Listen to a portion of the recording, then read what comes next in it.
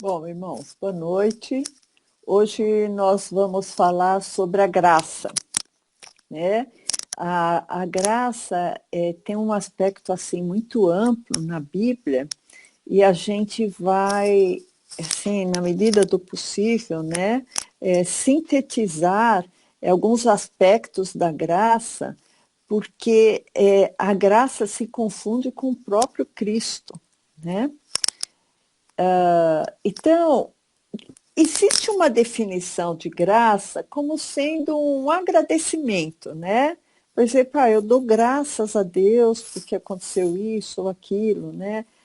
Então, só para dar um exemplo bíblico, em Marcos 14, 23, já que hoje é dia de ceia, né? Espero que os irmãos já tenham preparado os elementos, né? O pão e o vinho.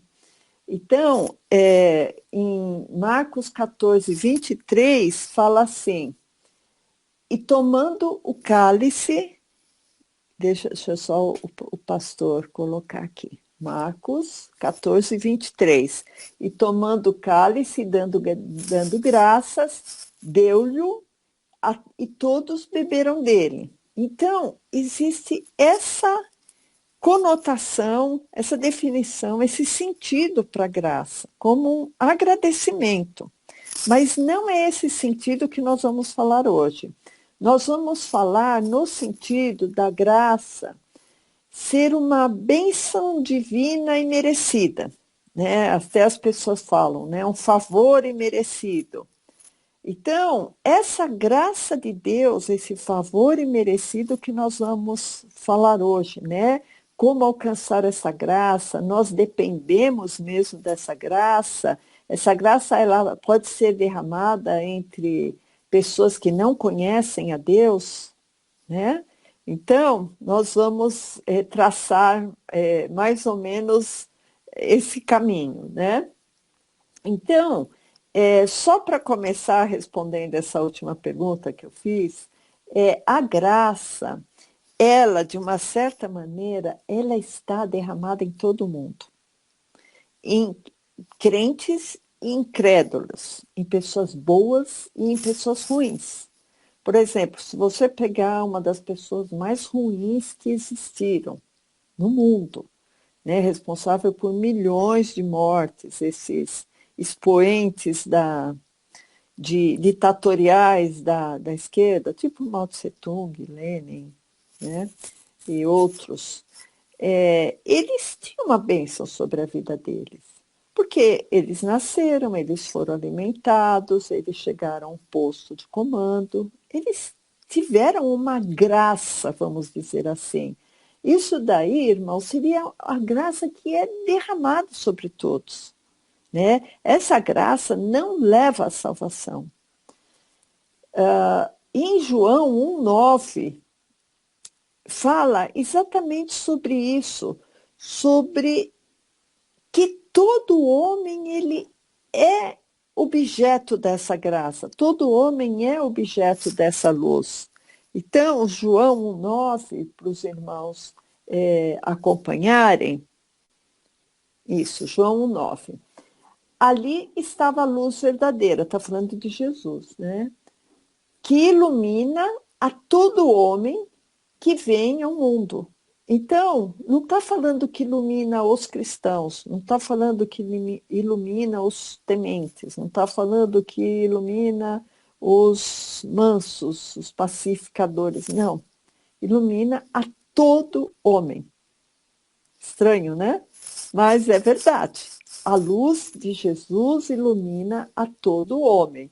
Isso é confirmado em Tito 2,11, porque a, a pessoa de Jesus ela é muitas vezes confundida com a luz de Jesus e é confundida com a graça. Então, Tito 2,11 fala, porque a graça de Deus, nós hoje estamos falando sobre graça, se há manifestado trazendo salvação a todos os homens. Então, todos os homens experimentam da graça de Deus.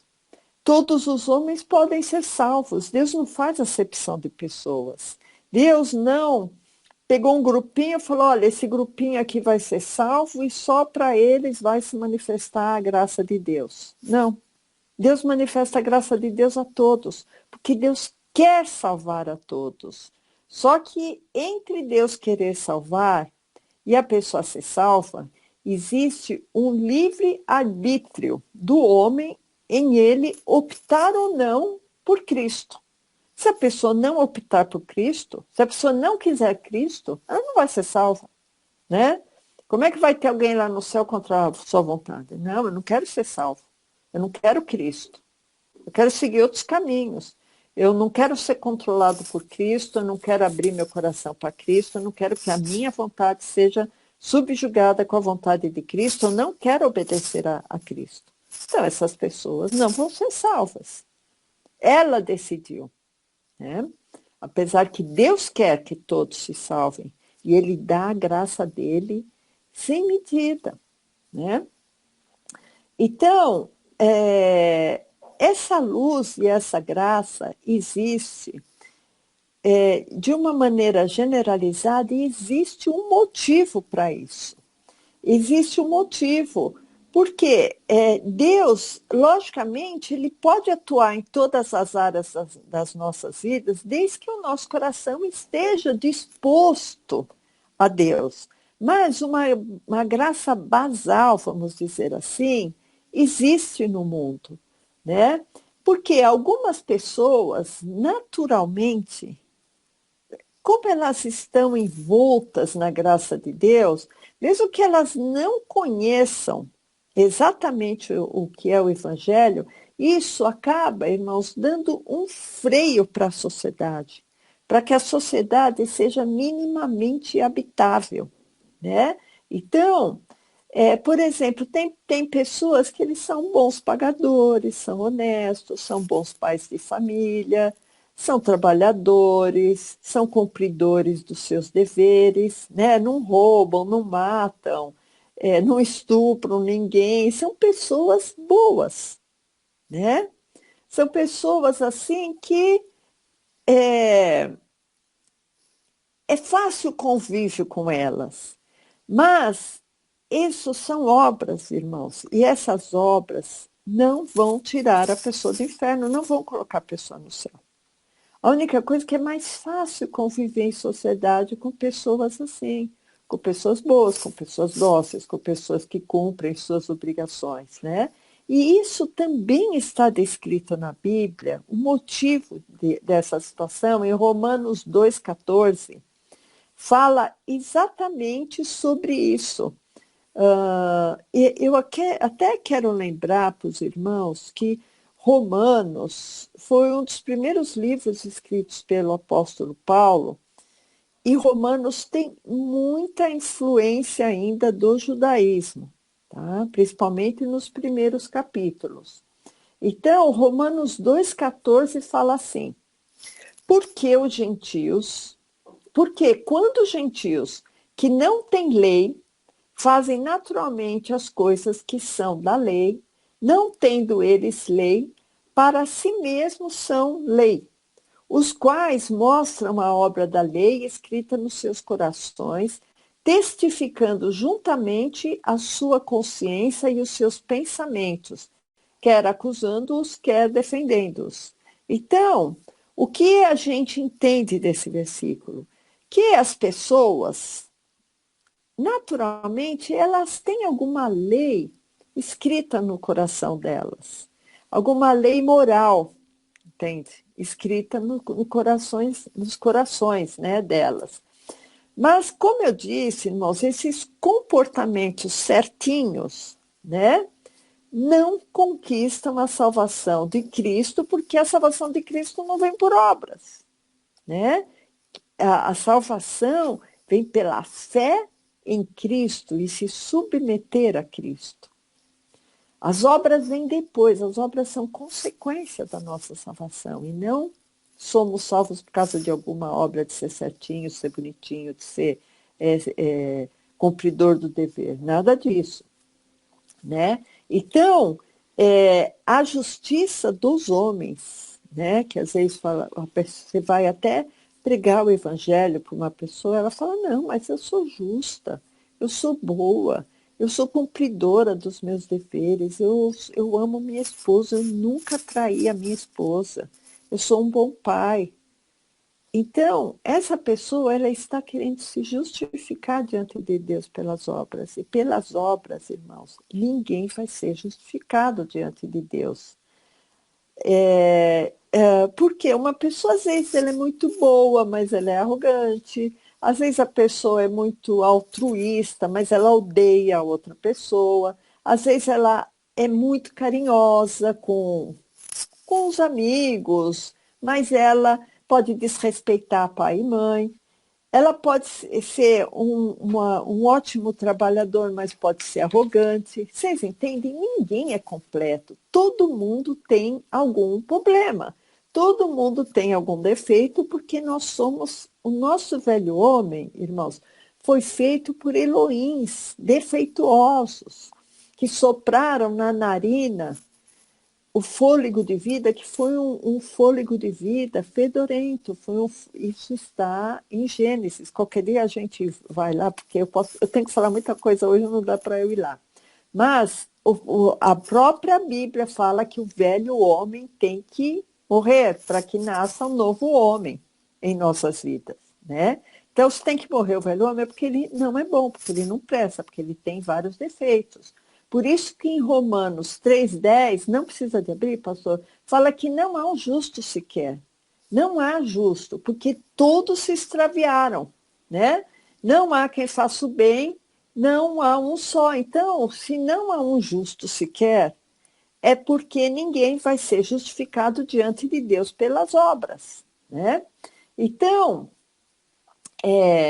quando Jesus nos manda sermos misericordiosos, fazer o bem, né? Inclusive para o incrédulo, eu queria já que o pastor abrisse em 1 Timóteo 2,1, porque quando eu amo um irmão, quando eu oro por um irmão, eu estou demonstrando o amor de Cristo na vida dele. Então, isso é um testemunho. E, às vezes, por causa desse meu testemunho, a pessoa pode se converter a Cristo, né? Então, 1 Timóteo, esse aqui é Timóteo ou é Tito? Timóteo. 1 Timóteo 2,1. Admoesto-te, pois, antes de tudo, que se façam deprecações, orações, intercessões e ações de graças por todos os homens, pelos reis e por todos os que estão em eminência, para que tenhamos uma vida quieta e sossegada, em toda a piedade e honestidade, porque isso é bom e agradável diante de Deus. Então, é um mandamento de Deus.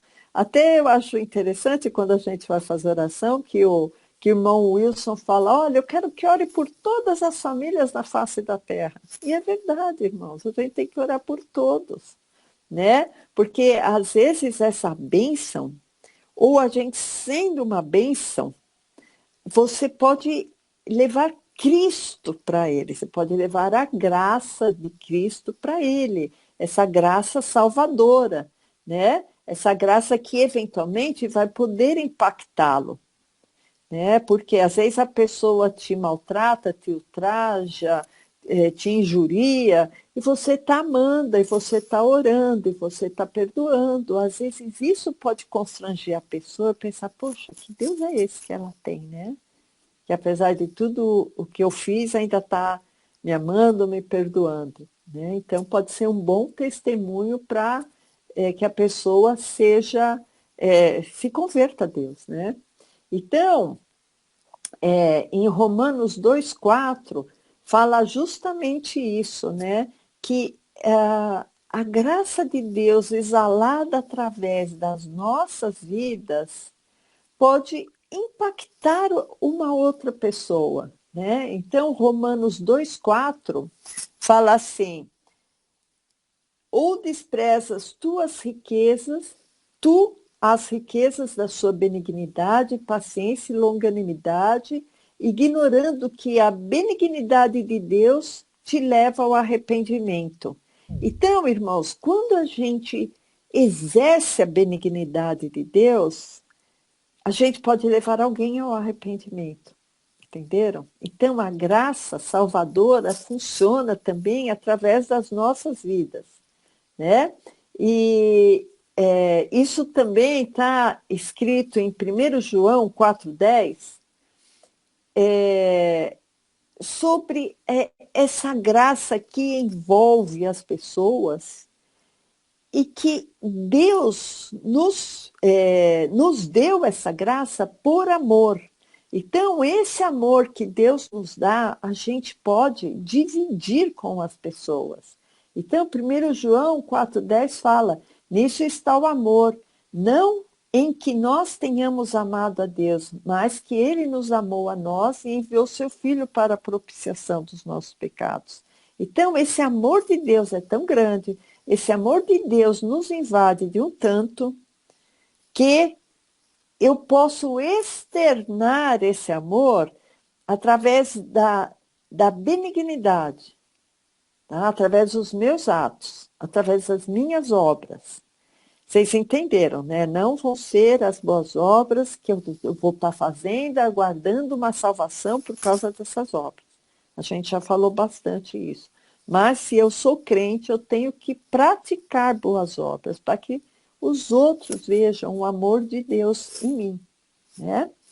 Então, irmãos, é interessante que o amor de Deus é tão grande. Eu queria que o pastor abrisse em Marcos 10, 21. O amor de Deus é tão grande, irmãos, que quando tem aquela parábola do jovem rico, né? Jesus sabe o que está nos nossos corações. E Jesus sabia que no coração daquele jovem rico tinha avareza, né? Porque ele falou, não, olha, eu já fiz tudo que era possível, eu cumpro a lei, eu obedeço meus pais, eu sou bonzinho, eu faço boas obras. Aí, no verso 21, e Jesus, olhando para ele, o amou e lhe disse, falta-te uma coisa, vai, vende tudo que tens, dás aos pobres e terás um tesouro no céu. Vem, toma a sua cruz e segue-me. Mas ele, pesaroso dessa palavra, retirou-se triste porque possuía muitas propriedades. Eu queria que até o pastor, no verso 21, gravasse assim, olhando para ele, o amou. Olhando para ele, o amou. Jesus sabia que aquele rapaz era avarento. Jesus sabia exatamente o que estava no coração daquele jovem rico. E mesmo assim, Jesus o amou. Você vê o quanto é a graça de Deus, o quanto a graça de Deus cobre todas as pessoas, né? O quanto o amor de Deus, porque Jesus amou e morreu por ele também. Porque às vezes nós, irmãos, ficamos escolhendo quem evangelizar. Ah, essa pessoa não vou orar. Ah, essa pessoa não vou evangelizar, não. Jesus amou aquela pessoa, né? Como é que você já está excluindo ela do reino de Deus, né? Não, não, não é certo, né, irmãos? Por isso que em 1 Timóteo 2,4, irmãos, hoje é o passeio da Bíblia. Em 1 Timóteo 2,4, até não precisa de abrir, pastor, já abriu tudo bem. 1 Timóteo 2,4, que fala exatamente isso que eu falei para vocês, né? Que a graça de Deus está sobre todos. A luz de Deus está sobre todos. E em 1 Timóteo 2,4 está dizendo assim, que quer que todos os homens se salvem e venham ao conhecimento da verdade. Então, irmãos, é aquela palavra, né? Pregar a tempo e a fora de tempo, né? Mas é interessante também, irmãos, que a graça de Deus, ela é dada ao homem, certo?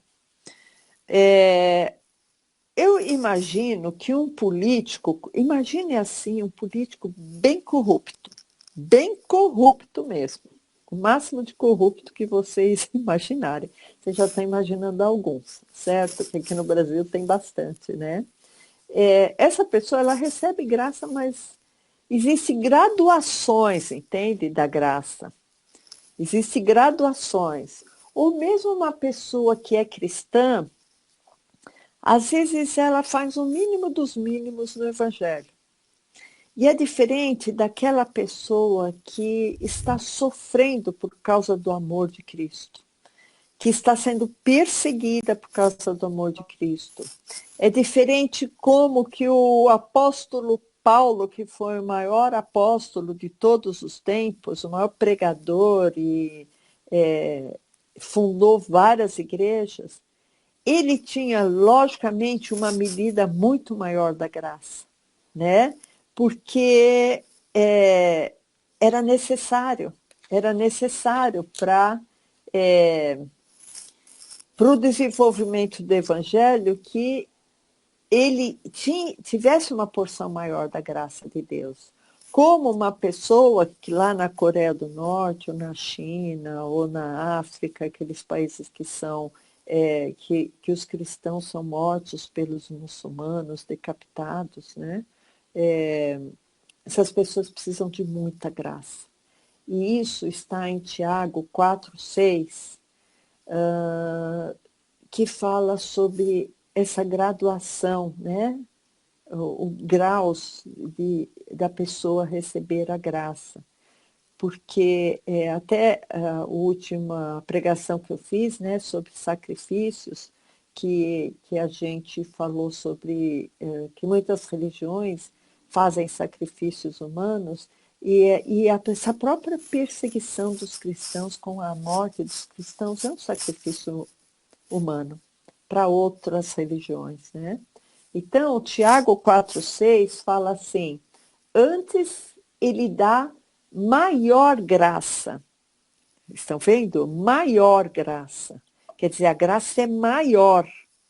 Portanto, diz: Deus resiste aos soberbos, mas dá graças aos humildes. Sujeitai-vos, pois, a Deus, resisti ao diabo, e ele fugirá de vós. Chegai-vos a Deus, e ele se chegará a vós. Então, irmãos, vocês veem que existe uma graça maior, né? Imagina a graça que tinha o apóstolo Paulo, né? Que foi assim o maior escritor da Bíblia, né? Do Novo Testamento. Só que a gente pensa assim, graça então é favor imerecido, então eu não mereço, mas Deus tem muito amor por mim, né? Eu estou me chegando a Deus, estou frequentando uma igreja, estou orando, de vez em quando eu leio a Bíblia. Então, será que precisa de ser tão assim santo, né? Buscar tanto a santificação, já que existe uma graça dada até sem medida, né, para o cristão? Só que aí, irmãos, a gente tem um grande reparo a fazer.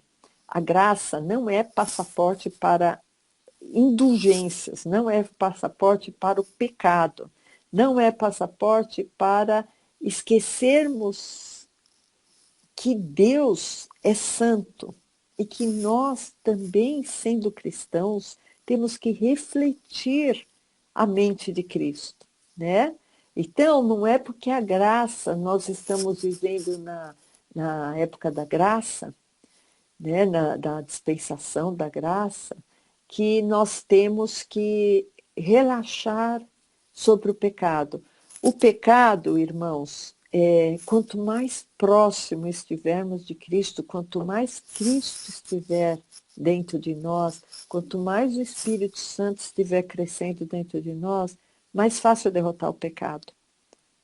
Esse é o segredo. Para derrotar o pecado, Cristo tem que crescer dentro de nós, tá? Porque se Cristo estiver lá longe, pequenininho, não vamos conseguir derrotar o pecado, porque pelas nossas próprias forças nós não conseguimos, né? Então, em 1 Pedro 1,14, fala exatamente isso, irmãos, que nós não temos que nos conformar com o pecado. 1 Pedro 1,14. Amém. Como filhos obedientes, não vos conformando com as concupiscências que antes havia em vossa ignorância. Então, a gente antes era ignorante, por isso que a gente pecava, né? Verso 15. Mas, como é santo aquele que vos chamou, sede vós também santos em toda a vossa maneira de viver. Verso 16. Porquanto está escrito, sede santos, porque eu sou santo. Então, irmãos, a santidade é um parâmetro super importante na vida do cristão, que ele nunca pode relaxar, nunca pode esquecer, que é um mandamento de Deus. Sede santo, porque eu sou santo. Né? Então, por isso que vocês lembram que a gente falou sobre o Sermão da Montanha, né? Que Cristo parece não, Cristo veio elevar. Então, quando lá no Velho Testamento falava assim, não matarás, né? Jesus fala assim, olha, se você odiar o irmão, em seu coração você já cometeu o homicídio, né? Ou no adultério, antes de adulterar era o ato carnal do adultério. Agora não, em Mateus 5 fala assim, olha, se você cobiçar a mulher, no seu coração você já cometeu o adultério, né? A mesma coisa sobre o juramento, né? O Velho Testamento falava, não perjurarás, né? Não darás falso juramento, né? Aí o Novo Testamento fala, olha, de maneira alguma jureis. Vocês veem que parece que se elevou aquele platô, a lei ninguém conseguiu cumprir, mas Jesus nos eleva. Por quê? Porque nós somos criaturas nascidas de novo, com o Espírito Santo e o Espírito de Cristo. Então, quando fala assim, olha, olho por olho, dente por dente, Jesus fala assim, olha, oferece a outra face, né? Vocês veem como ficou diferente esses parâmetros bíblicos do Velho Testamento na ótica de Jesus, na visão de Jesus. Né? Então, irmãos, em 1 João 1,8, o que eu quero dizer aqui com esse versículo é o seguinte, nós temos que ser santo, nós temos que ter a mente de Cristo, nós temos que buscar na palavra, na oração, na pregação, na fé, na graça, por todos os meios, irmãos, ser santo, não pecar. Mas em 1 João 1,8 fala, se dissermos que não temos pecado, enganamo-nos a nós mesmos, não há verdade em nós. Se confessarmos os nossos pecados, ele é fiel e justo para nos perdoar os pecados e nos purificar de toda injustiça.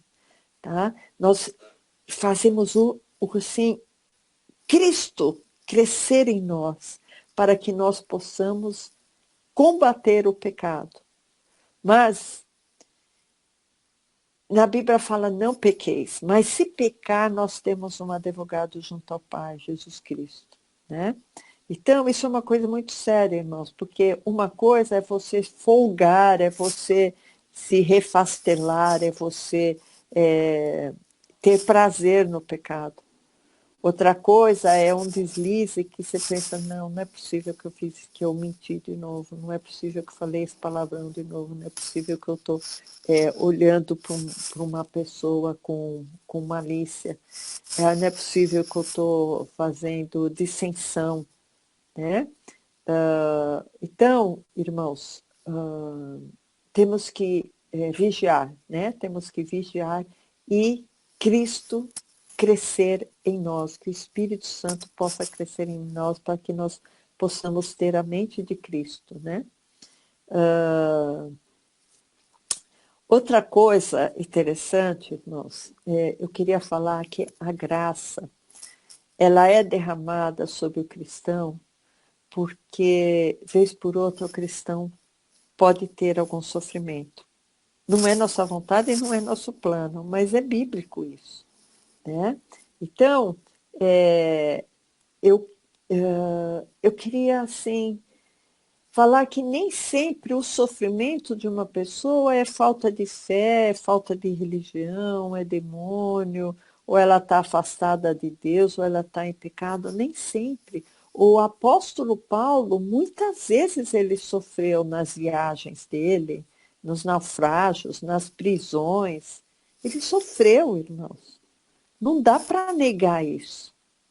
Por isso que ele falava, olha, eu sei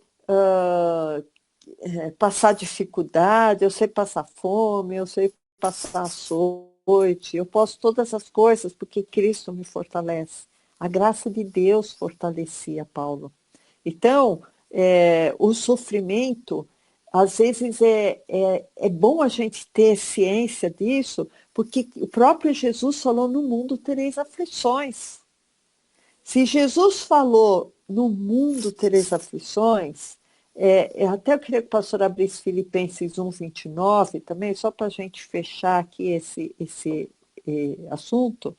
É, a gente não tem que ficar, a gente tem que ter ciência disso para não ficar desanimado quando estiver passando de sofrimento, de ficar pensando, o demônio está se levantando, será que eu estou em pecado? O que está acontecendo que eu estou sofrendo? Irmãos, eu vou dizer onde não vai ter sofrimento, é lá no céu. Filipenses 1:29. Porque a vós vos foi concedido em relação a Cristo, não somente crer nele, como também padecer por ele. É Paulo falando. Por quê? Ele sofria por causa de Cristo, né? Inclusive, em 2 Coríntios 12:7, né, que é assim, uma palavra muito lembrada, né, quando se fala em graça, 2 Coríntios 12:7, e para que não me exaltasse pela excelência das revelações, foi-me dado um espinho na carne, a saber, um mensageiro de Satanás para me esbofetear, a fim de não me exaltar. Porque, sabe, irmãos, Paulo tinha tanta revelação. Se vocês prestarem atenção, Paulo teve a revelação que o ministério da morte era o ministério dos anjos, que o Deus lá era um anjo, né? E é um Deus da morte, um Deus da guerra. Paulo, ele teve esse conhecimento. E aqui ele está falando, olha, foi-me dado um espinho na carne. No verso 8, fala assim, acerca do qual 3 vezes orei ao Senhor, para que se desviasse de mim, para que esse espinho aí, né, se desviasse de mim. No verso 9, que é o mais importante que eu quero falar para vocês, e disse-me, a minha graça te basta, porque o meu poder se aperfeiçoa na fraqueza. De boa vontade, pois me gloriarei nas minhas fraquezas, para que em mim habite o poder de Cristo. Então, irmãos, a minha graça te basta. Pastor, se puder grifar aí, a minha graça te basta. Isso, irmãos, está colocando a graça de Deus lá em cima. Olha, você pode passar a tribulação, você pode passar sofrimento por causa do nome de Cristo. Você é feito de carne corruptível, seu corpo vai ter doença, você vai morrer, vai ter morte das pessoas. Né? Às vezes até de pessoas queridas a gente não deseja, mas isso é uma coisa que acontece. Né? E Paulo fala assim, a graça de Deus me basta. Né? Então vocês veem a importância da graça de Deus. A graça, ela pode estar universalizada para todos, mas existe uma graça para salvação, né, irmãos? Existe uma graça para capacitação do homem. Então, essa graça que é dada para a salvação é uma graça muito diferente daquela graça que existia que eu falei que existe aquela graça universal que está sobre todos. Eu queria que o pastor abrisse em Efésios 2:8, que fala exatamente sobre essa graça salvadora. Existem vários tipos de graça, irmãos. Existe a graça que Paulo tinha para suportar o espinho na carne, né? Agora eu queria falar sobre a graça salvadora em Efésios 2:8. Porque pela graça sois salvos por meio da fé. E isso não vem de vós, é dom de Deus, não vem das obras para que ninguém se glorie. Então, a graça salvadora é exatamente essa que está em Efésios 2:8, irmãos. A graça que nos salva, pela graça sois salvos por meio da fé. Então, por meio da fé e da graça, eu vou ser salvo. Essa é a graça salvadora. Existe também, irmãos, a graça capacitadora, a graça que nos capacita diante de Deus e diante dos homens, né? Então, essa graça capacitadora, ela está atuando sobre o crente já salvo. Então, Hebreus 4:16 fala exatamente o que é essa graça capacitadora, que o que ela faz é nos ajudar, nos capacitar na necessidade, que aqui está falando no tempo oportuno. Então, Hebreus 4:16 fala assim: cheguemo-nos, pois, com confiança ao trono da graça. Lá, o trono da graça, onde vai ser emanada a graça de Deus, para que possamos alcançar misericórdia e achar graça, a fim de sermos ajudados em tempo oportuno. Tá? Então, quando for o tempo oportuno, Deus vai nos capacitar. Quando for o tempo oportuno, Deus vai nos ajudar. Quando for o tempo oportuno, Deus vai ministrar em nossas vidas. Quando for o tempo oportuno, Deus vai derramar a sua graça. Então, irmãos, é interessante porque pela graça sois salvos pelo meio da fé. Então, graça salvadora. E Hebreus 4:16, cheguemos, pois, com confiança ao trono da graça, para que possamos alcançar misericórdia e achar graça, a fim de sermos ajudados. Porque o crente tem que ser ajudado. Tem que ter uma ajuda, irmãos.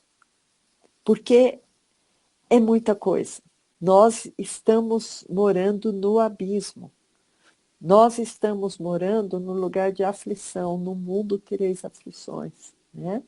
Então, Tito 2:11 fala exatamente sobre a salvação que a graça nos dá. A graça, irmãos, ela é tão importante, a graça de Deus, que nós devemos à graça, a atuação de Cristo em nossas vidas. Porque se não fosse a graça de Deus, nós seríamos fulminados. Então, Tito 2:11, isso. Porque a graça de Deus se há manifestado, trazendo a salvação a todos os homens. Então, graça para a salvação, certo? Para todos os homens. Verso 12. Ensinando-nos que, renunciando à impiedade e às concupiscências mundanas, vivamos nesse presente século sóbria, justa e piamente. Então, irmãos, nesse verso 12, é a graça não para a salvação, é a graça para a capacitação. Ou a graça que vai vir depois da salvação, a graça para o crescimento. Que a gente vê aqui no verso 12 renunciando à impiedade e às concupiscências. Então, primeira coisa, salvação. Segunda coisa, como a salvação, com Cristo em mim, com Cristo fazendo a obra no meu interior, aí sim, aí eu vou renunciar à impiedade, à concupiscência mundana, vou viver piamente. Vocês entendem? A graça é necessária tanto para a nossa salvação, como para o nosso desenvolvimento como cristão, certo? Então, é interessante que nós alcançamos a salvação pelo sangue, né? A Bíblia fala em quem temos a redenção pelo seu sangue, a remissão dos pecados, a remissão das ofensas pelo sangue de Cristo. Então, João 1,15 também é interessante porque é aquela passagem que Cristo vai se batizar, porque Cristo tinha que cumprir toda a lei, né? Para que era o plano da salvação, para que ele pudesse ser oferecido como um cordeiro imaculado, né? E para provar também que a lei não prestava, porque ele cumpriu toda a lei com perfeição e ele foi crucificado, né? Então, Cristo teve que se batizar, porque aquele batismo do arrependimento não é o mesmo batismo que Paulo falou. Qualquer dia a gente fala sobre isso com mais profundidade. Mas o batismo do arrependimento era era o mandamento de Jeová. Era diferente do batismo que Paulo fazia, que era o batismo da imersão para se tornar uma nova criatura, né? Para morrer o velho homem.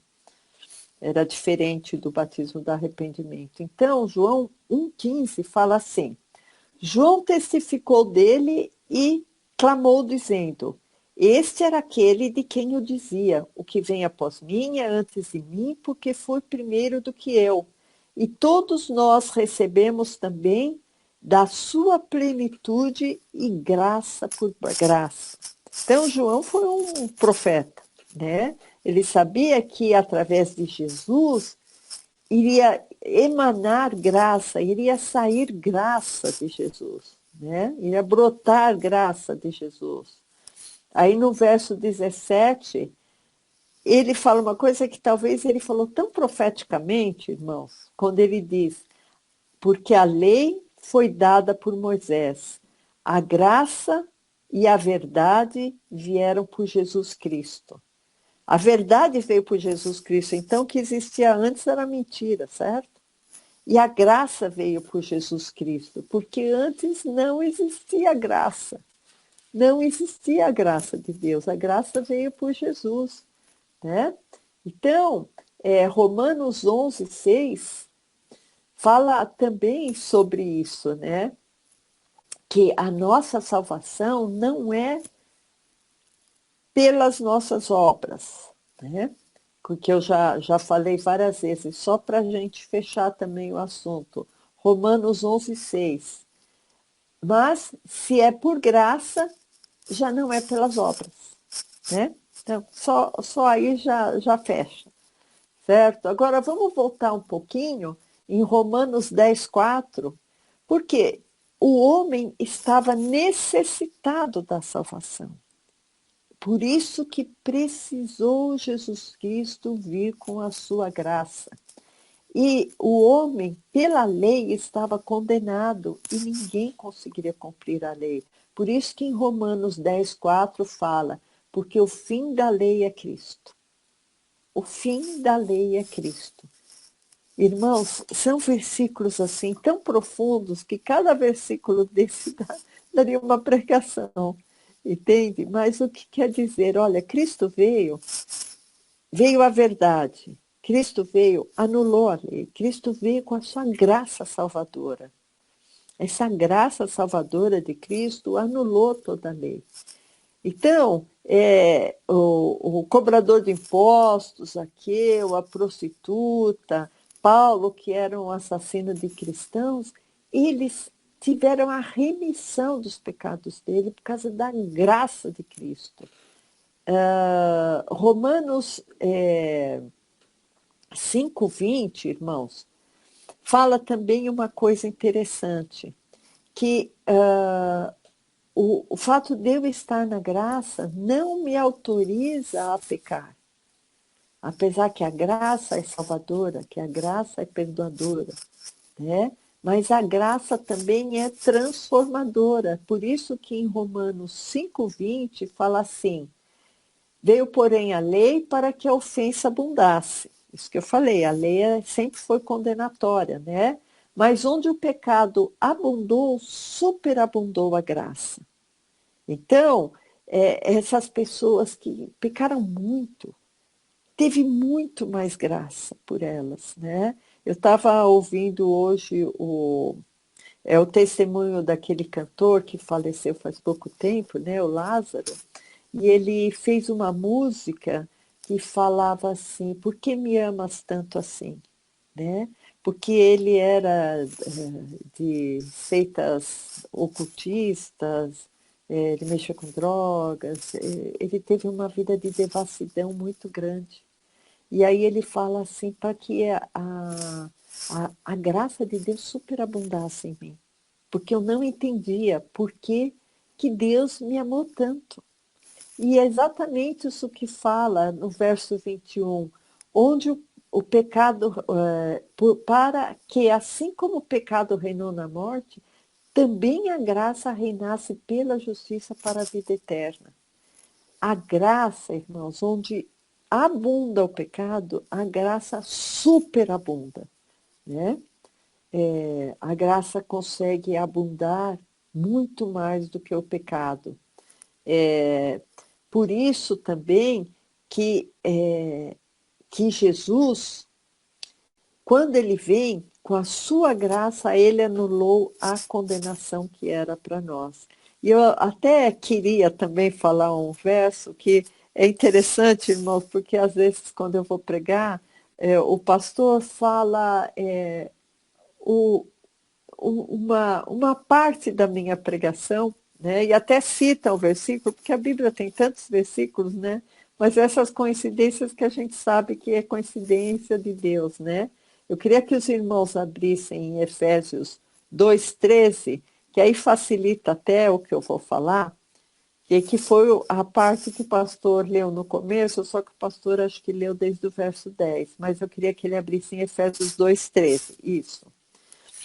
Mas agora, em Cristo Jesus, vós que antes estáveis longe, já pelo sangue de Cristo chegasseis perto, porque Ele é a nossa paz, o qual de ambos os povos fez um, ambos os povos, né, judeus e gentios, fez um, derrubando a parede de separação que estava no meio.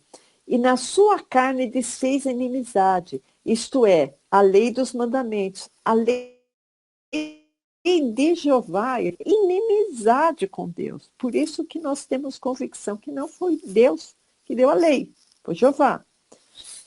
Que consistia em ordenanças para criar em si mesmo dos dois um novo homem, fazendo a paz. Então ele desfez a inimizade, fazendo a paz. Verso 16. E pela cruz reconciliar ambos com Deus em um corpo, matando com ela as inimizades. E vindo, ele evangelizou a paz, e vós que estáveis longe, e aos que estavam perto. Porque por ele ambos temos acesso ao Pai, ambos, judeus e gentios, né? Temos acesso ao Pai em um mesmo Espírito.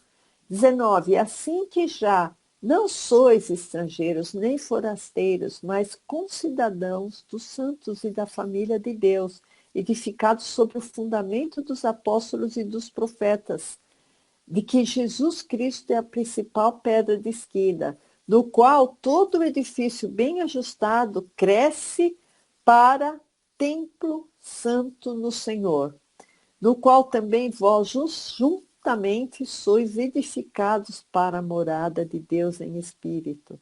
Então, irmãos, olha, eu li várias vezes essa passagem, porque ela é tão profunda, irmãos. Eu fiquei lendo hoje de tarde, eu pensei, nossa, mas que passagem linda. Porque a gente vê que pelo sangue de Cristo, no verso 13, né? No sangue de Cristo, se o pastor quiser colocar, aí vocês vão acompanhando.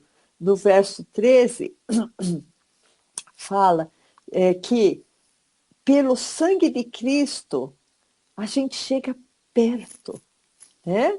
Chega perto. No verso 15 fala, desfez inimizade, tá? Então eu cheguei perto e desfez a inimizade, no verso 15. E no verso 16 fala, reconciliar, né? Fazer uma conciliação com Deus em um corpo só. Né? Então não existe separação. Para Cristo não existe separação de judeu, gentil, qualquer nacionalidade. Crendo em Cristo, nós somos um corpo. E no verso 17, ele evangelizou a paz. Como é importante, irmãos, que a gente precisa, a gente necessita dessa paz. Quando a cabeça da gente está conturbada, pensa, não, Jesus evangelizou a paz. E no verso 18, porque por Cristo, ambos os povos têm acesso ao Pai. Então, nós fomos reconciliados, ele desfez a inimizade, fazemos parte de um corpo e temos acesso ao Pai. Olha que coisa maravilhosa, irmãos. Nunca ninguém no Velho Testamento teve acesso ao Pai, mas por meio de Cristo nós temos acesso ao Pai. E no verso 19, fala, nos tornamos família de Deus. Ah, nós nos reconciliamos, ele desfez a inimizade, ele nos deu acesso e nos tornamos família de Deus, concidadãos dos santos. Olha, irmãos, que coisa maravilhosa. Por meio da graça de Jesus, nós nos tornamos família de Deus. Eu sei que a maioria das pessoas que estão na igreja tem as suas famílias constituídas, mas eventualmente você pode estar com dificuldades com a sua família, né? Então, aqui está escrito, nós temos a família de Deus, né? Então, não se sinta sem família. Você tem a família de Deus, né? E no verso 20, fala assim, que nós somos edificados naquela... Tem a pedra de esquina, né? A pedra de esquina é aquela pedra em que o edifício todo é apoiado. Então, a pedra de esquina é Cristo e nós somos edificados nesse fundamento. E no verso 22, fala também uma coisa maravilhosa, irmãos, que nós vamos ser morada de Deus através do Espírito Santo. Então, vocês veem quanta coisa fala nesse pedacinho de Efésios, né? Do verso 10 até o 22, ou do 13 até o 22, que nós chegamos perto de Deus, nós somos conciliados com Deus, pela graça de Deus ele anulou a lei, nós somos concidadãos dos santos, nós nos tornamos família de Deus, nós somos edificados num edifício como se fosse um templo, nós somos o templo de Deus. E nesse templo, individualmente, no verso 20, fala que nós vamos ser moradas de Deus através do Espírito Santo que vai habitar dentro de nós. Irmãos, tudo isso é graça. Tudo isso é graça. Então, irmãos, só para terminar, o último tipo de graça que eu queria falar para os irmãos, que é a graça. Olha, nós vimos a graça geral, a graça para a salvação, a graça para a edificação e a graça que é nos dado quando nós estamos passando por sofrimento. E a última graça que eu quero falar aqui, para terminar, que daqui a pouco a gente vai ter ceia, é a graça que Deus dispensa para nós, para que nós possamos ser úteis na igreja. É o serviço na igreja. Né? Então, isso está em Romanos 12, 3, que essa graça ela é dada para que nós possamos ter os dons espirituais. Porque os dons espirituais, irmãos, eles agem para... A função deles é edificar a igreja. Não, o único dom que vai edificar individualmente a pessoa é o dom de línguas. Né? dom de línguas estranhas. Então, quanto mais você falar em línguas, né, nas suas orações, no seu quarto, na sua casa, mais você vai ser edificado. Agora, em Romanos 12:3 fala, é Paulo falando, certo? Porque pela graça que me é dada, pastor, grifa pela graça que me é dada, para que as pessoas vejam que essa é a coisa mais importante desse versículo que eu quero falar. A graça foi dada para Paulo, nesse sentido. Pela graça que me é dada, digo a cada um dentre vós, que não pense em si mesmo além do que convém, antes pense com moderação, conforme a medida da fé que Deus repartiu a cada um. Porque assim como em um corpo temos muitos membros, e nem todos os membros têm a mesma operação, verso 5. Assim nós, que somos muitos, somos um só corpo em Cristo, mas individualmente somos membros uns dos outros, de modo que, tendo diferentes dons, segundo a graça, pastor, grifa de novo, segundo a graça, que nos é dada, se é profecia, seja ela segundo a medida da fé, se é ministério, seja em ministrar, se é ensinar, haja dedicação no ensino.